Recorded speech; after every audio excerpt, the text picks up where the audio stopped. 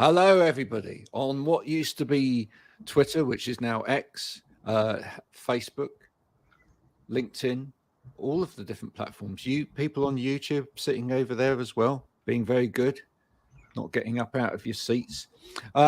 Even those people who are watching this or listening back to it on Spotify as well.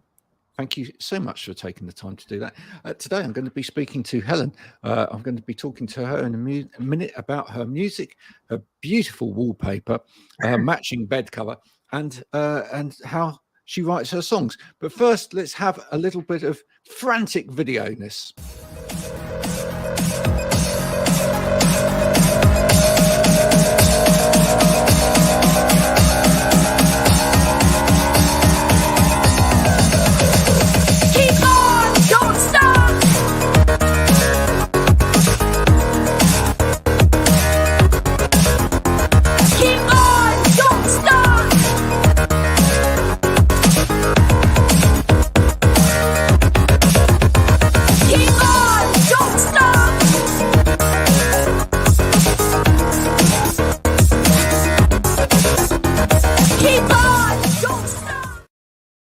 There you go. Hope you enjoyed that, Helen. That's probably about 1,000,000 miles away from the kind of music you make. But have you have you ever felt like sort of divulging yourself into that kind of area? Have you ever woken up one morning and thought, "Oh, I'm gonna write something with a massive electronic beat and a heavy metal guitar or anything?" Or yeah, definitely. Yeah, I'm quite lucky that I've sort of grown up listening to a variety of different styles of music. So as a songwriter, I do love trying different styles. So yeah, I'd never say never. Never say never. No. That's the way. Yeah. What in terms of the style that you have developed at the moment, what was the kind of reasoning for that, if you like, or what kind of drew you into that particular way of making music as it is at the moment? I think, as I say, sort of going back to what I listened to when I was growing up, I listened to a lot of like Carole King and Joni Mitchell and stuff like that, and I really loved their style of writing, very melodic songs that tell stories and stuff like that. And I think that's definitely influenced how I started writing songs, and especially the album that I've not long released, that I can definitely hear them or their influences in that as well. Yeah, you're talking about two of the greatest songwriters of all time. Yeah, there. Definitely. Yeah. What is it that makes a great song? I think for me personally, it's songs that tell a story and songs that you can connect with and stuff like that. And there's many a song that, I hear a certain line and it makes me well up, and I just love songs like that have that real emotion to it, whether that is happy or sad or, anything in between. But I think for me, like a true song is one that, tells a story and draws you in and makes you feel like you're part of the song, almost like it's been written for you. I think that's a real special sort of talent that, songwriters can have. It's actually, and telling a story in a song is not as easy as it seems, is it? Because you've got to, there's especially these days, there's an element by which, the way that music is delivered to people is also soundbitey. Yeah. But people are looking for like that 20 seconds or even less of a song that's just like earworm that just catches you and goes over and over again. Yeah, definitely. But that in a story.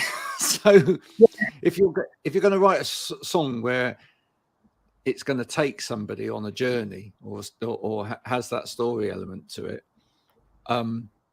that kind of goes against it. Do you find it difficult when you then write that kind of music and then you've got to then put it out on things like social media to know where to start in terms of getting that bit that's going to be the bit that you put out, if you know what I mean? Yeah, definitely. I think especially nowadays with like TikTok and stuff like that, like you say, it's these little sound bites that people hold on to. So although, you know, I don't sort of necessarily write my music to fit that, but I am mindful that, you know, it'd be good to have a little melodic hook or one line that people can hold on to and sing along to and stuff. And, you know, it's just the ever-changing territory of songwriting and stuff. And, you know, there's an element of staying true to the songwriter that you are, but also sort of, you know, moving with the times as well. It's definitely a tricky line to sort of tread and, you know, balance it out and stuff. I don't know why I've never thought of this before, but I just have. It just as, you know, when you're creative, these sudden things suddenly come to you. But I'll put it to you because you're here and you're a great songwriter that does write these stories. How about the idea that you actually just write a load of hooks that have got absolutely nothing to do with the songs that you're going to release, and then actually just pull people in with the hook, and then when they get there, it's like a completely different song. Yeah. That'd be quite interesting, wouldn't it? Yeah, definitely. Yeah. No, it's definitely an idea. But yeah, it's just, you never know what the reaction would be to something like that, whether people feel duped or they, you know, it would intrigue them, or, you know, it's a marketing tactic, isn't it? Could be different. Could be certainly. You could have sort of like da, da, da, da, da, da, da, and they come in and they go, oh, it's nothing like that. Yeah. Yeah. What is it you want to tell the world about in your stories? I don't know. I think, you know, like I've just said about why I love the artists that I love, I want people to relate to the stuff that I write about. And, you know, obviously a lot of it's very personal and it's things that, you know, I've experienced in my life. But I think there's a lot of universal things that people go through, you know, like, you know, falling in love and falling out with people and growing up and all of that kind of things. And, you know, you can write a song nowadays that will capture someone the same way a song written in the 60s did, because it's, you know, there was teenagers in the 1960s growing up and there's teenagers now growing up, and, you know, although it's, you know, feels a million miles apart, it's still the same sort of experience. And I think that's what I try to do, is just sort of write about the world around me. And although they're my stories and things that have happened to me, I think the themes are quite universal. And I quite like when people listen to my stuff that, you know, I've written it with an idea in mind or based on an experience that I've had, but it's affected someone else in a similar way, but also in a completely different way as well, because it's made them think about something that's happened to them. And yeah, I think definitely that, you know, that sense of like, you know, a universal sort of shared experience, that's what I aim to do with my songs. I think every songwriter loves that. If they can put something out there in the world where it resonates with people and they go, oh, that really means something to me, even if it's not the thing that you wanted, you were writing about in the first place. Yeah. But because there's kind of an emotional connection that you've created that, you know, it takes them along that journey path. Have you ever had along the way, you've written a song and someone goes, is that about me? Have you ever had that from any of your friends or family or whatever? A couple of times. Yeah. Just, it's funny. I was out with a couple of friends last night and we were talking about like my album and stuff, and they were asking like who, because there's a song called Ain't No Friend of Mine on there, and they were like, it's not about us. And I was like, no. I was like, it's not really about anyone. It's about both of you. Come on. Yeah. But yeah, no, I think a few times, like, you know, friends and family and stuff are being like, oh, is that about this person? Is that about me or whatever? But yeah, I mean, I don't tend to write specifically about, you know, individual people. It's more a sort of collection of things that I've experienced that then I turn into, you know, one song. But, you know, obviously some of them sound like this sort of. Yeah, so if you wrote a breakup song, for example, it wouldn't be, you know, it wouldn't be specifically these are the things that he did or, you know, they did or whatever. It would be here are examples from various people that I've had relationships with or I've read about or whatever, and I've kind of molded them together to create a version of that. Is that more like it? Yeah, I'd say so, because one of the things I say about my songs is like there's sort of like a scrapbook So, you know, it's little bits of everything that have happened over the years that, you know, are then mold together to make a song and then make an album. So it's definitely more of a collection of things rather than like one specific person or one specific experience. That's cool. Do you keep it all up here, or do you write little things down as you go along, or do you like, you know, do you collect? I've got like I've got like notebooks everywhere with, you know, little lyric ideas in. I've got notes apps on my phone for when I'm out and about and I think of something, and I try to keep as many things around me as I can. So, you know, if inspiration ever strikes, I can write stuff down, because I always forget it if I try and keep it in my head. Do you ever write a song literally from a lyric? Have you like started with a lyric and there's been no tune or whatever there, but you've literally just felt the need to then somehow incorporate that lyric into a song and build it up from there? Yeah, I've definitely done that in the past. I tend to try different approaches to songwriting because I never wanted to be stale and just be, you know, I just do the music first and then fit lyrics into it. So there's been plenty of times where I've come up with like a little rhyme in my head that, you know, then turns into a verse, and I go from there. Cool. Who are you listening to these days? Because you've mentioned people from, you know, the long gone past. So I mean, you know, Joni Mitchell's still around, bless her soul, but not doing music anymore. But you know, who these days are you listening to? Again, I'm quite varied in my taste, but I do love a bit of pop. I love, you know, Taylor Swift and Harry Styles and stuff like that. I love really sort of feel good songs. So yeah, I think they're two big ones that I enjoy. I listen to a lot of like local artists from where I'm from in Liverpool, because we've got an absolutely massive sort of bustling music scene. So a lot of the stuff I listen to is like my peers as well, which is great. Cool. Yeah, no, I noticed the Beatles on the wall there. Apparently, everybody in the world knows where Liverpool is because of the Beatles. Yeah. Have you ever travelled other countries and found that to be the truth? Yeah, pretty much every foreign holiday I've ever been on, as soon as I say Liverpool, they go, "Oh, the Beatles." There you go. So, yeah, there you go. Yeah, they're a good marker for us. Last year, you had the Eurovision Song Contest there. Did you see any of that? Did you go to any of that? I didn't go to any of the shows, but I spent a lot of time in the city centre, because obviously we had the big stage at the Albert Dock, and the actual morning of the final, me and my mum got up quite early and we were in town for about 7 a.m. I think, and we just spent the morning there, and it was so busy, and there was, you know, buskers and just like a massive party atmosphere. But yeah, it was an amazing moment for the city. Yeah, no, I know they had sort of a choir and stuff that they'd put together from, you know, from the local area, etc. as well. Yeah. Would you ever consider doing the Eurovision Song Contest yourself, or do you think that's only for certain artists? No, I mean, I understand people have different opinions on it, but I love Eurovision. I love the sort of, you know, the celebration side of it, and you know, I'd love to try it. I think it'd be a great experience. You know, if they came knocking, I wouldn't say no. That's cool. No, that's very cool. Maybe next year. Maybe next year. What are you focusing on right now? So obviously at the minute, a couple of weeks ago, I released my first ever album.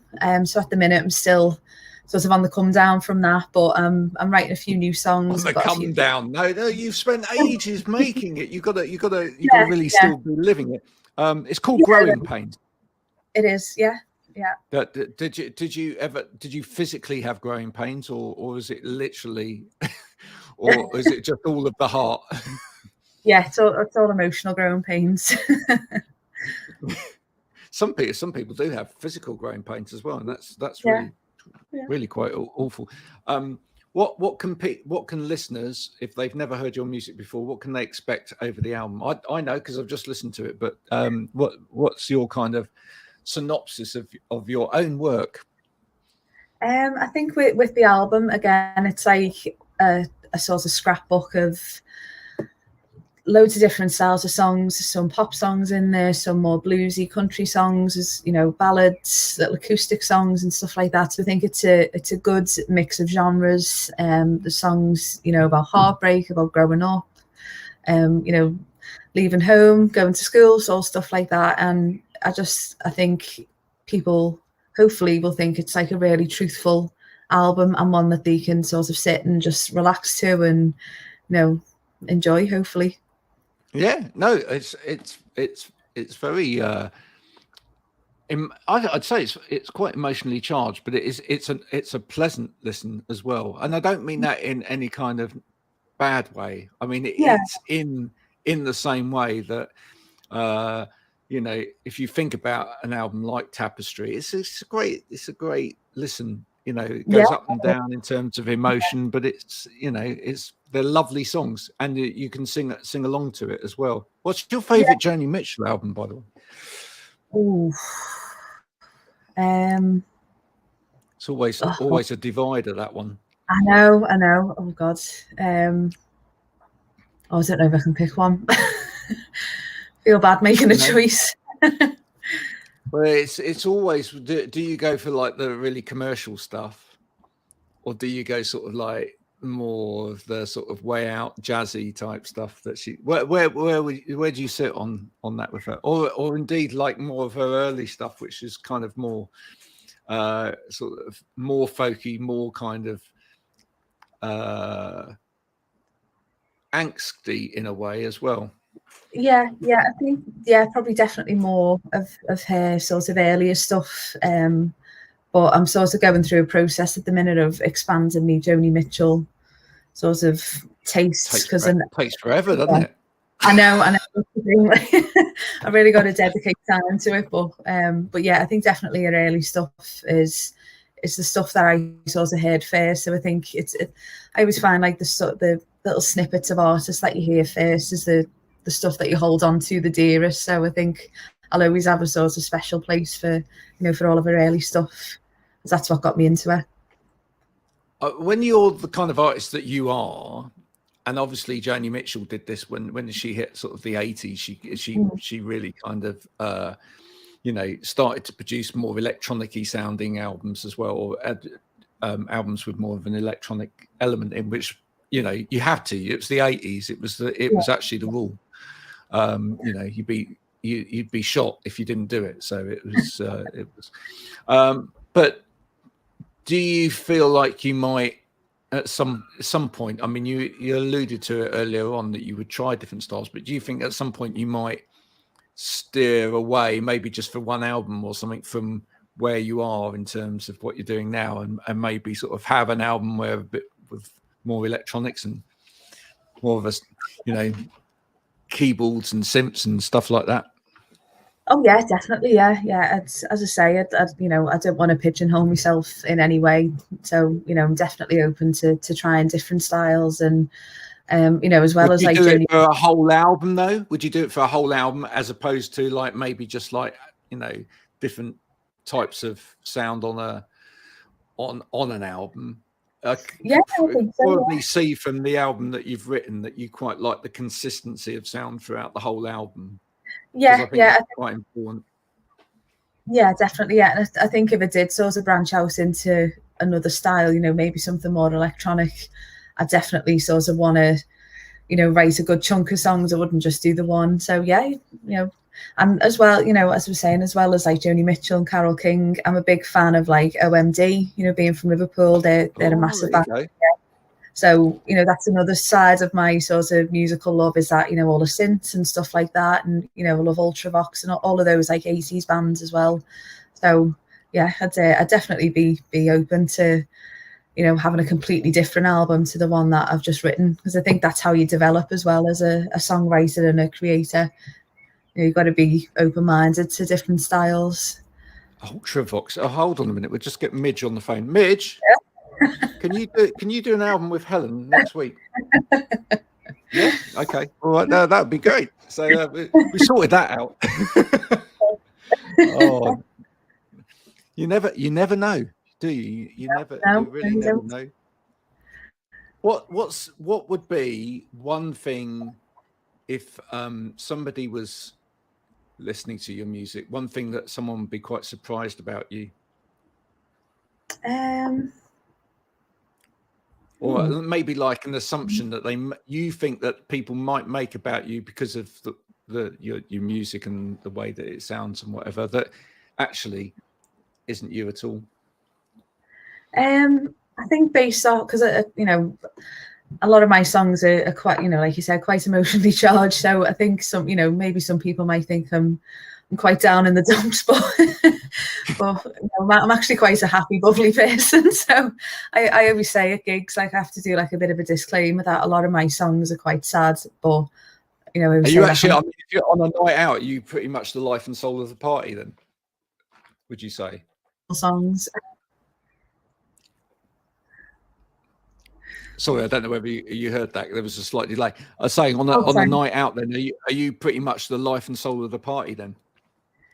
Probably not the life and soul, but I like, you know, I'm the one like in the corner where, you know, I'm chatting to everyone and, you know, maybe having a dance a bit later on. But there you go. Yeah. There you go. Yeah. Is there in amongst your, and I can see some records in the background, in amongst your listening habits, is there a surprise? Is there a shock? Is there something that is a bit of a guilty pleasure for you? I don't know, really. I don't really believe in guilty pleasures. I think you should enjoy what you enjoy. Yeah. Everything goes. Absolutely everything goes. But would there be something that's quite a surprise to everybody else? I don't know, really. I don't think so. No. I mean, maybe. I mean, looking at you, maybe if they saw, I don't know, an Anthrax record or Slayer in there, they might be quite surprised. Yeah. Yeah. Yeah. Yeah. Maybe that. But yeah. But is there anything like that in there?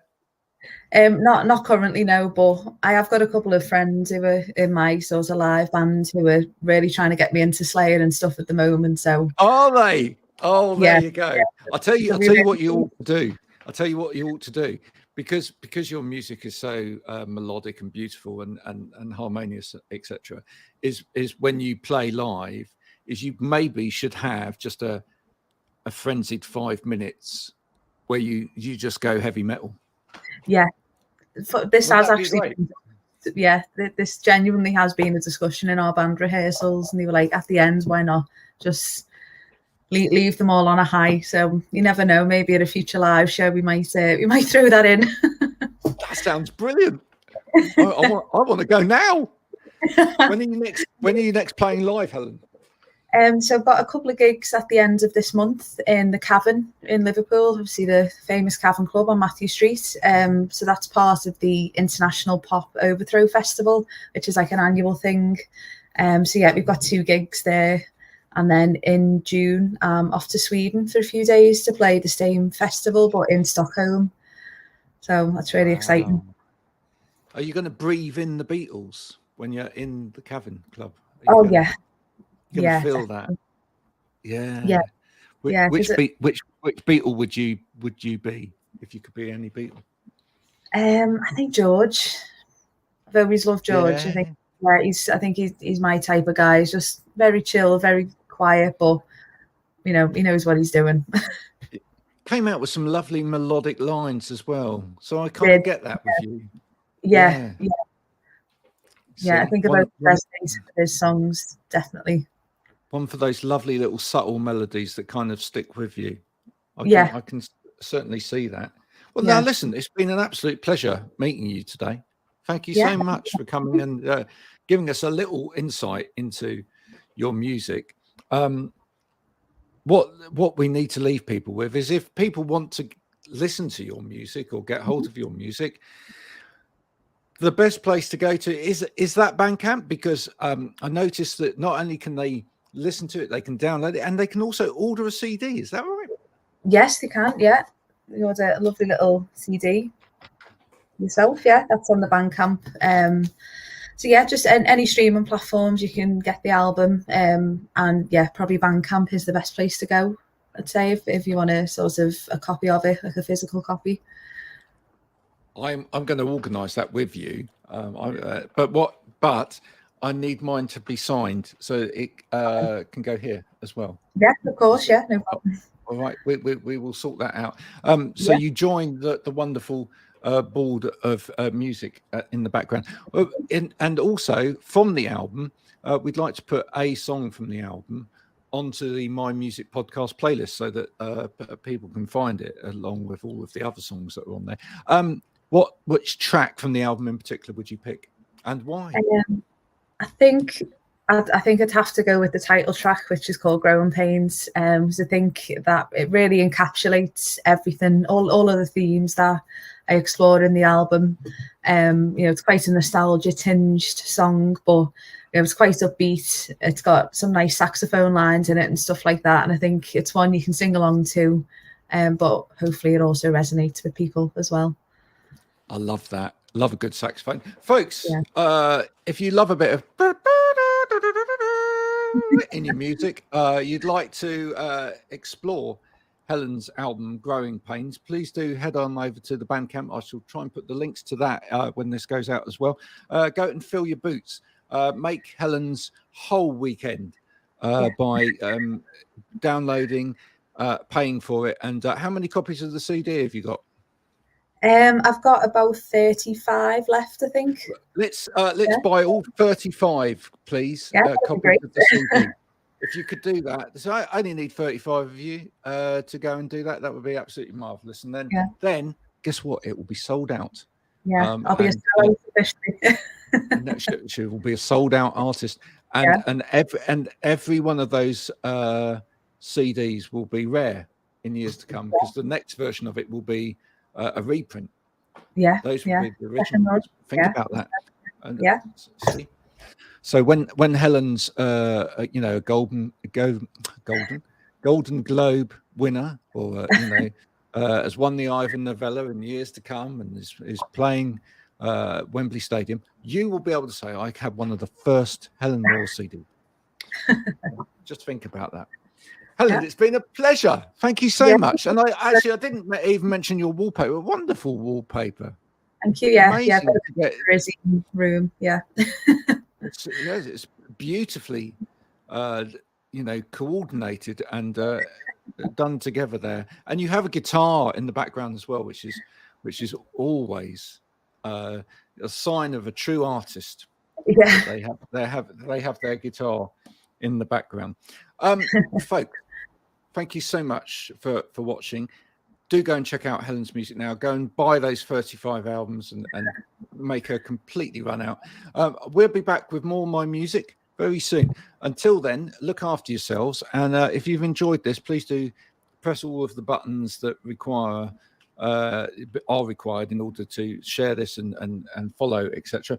If you haven't enjoyed this, then that's 28 minutes and 16 seconds of your life wasted. I'm just sorry.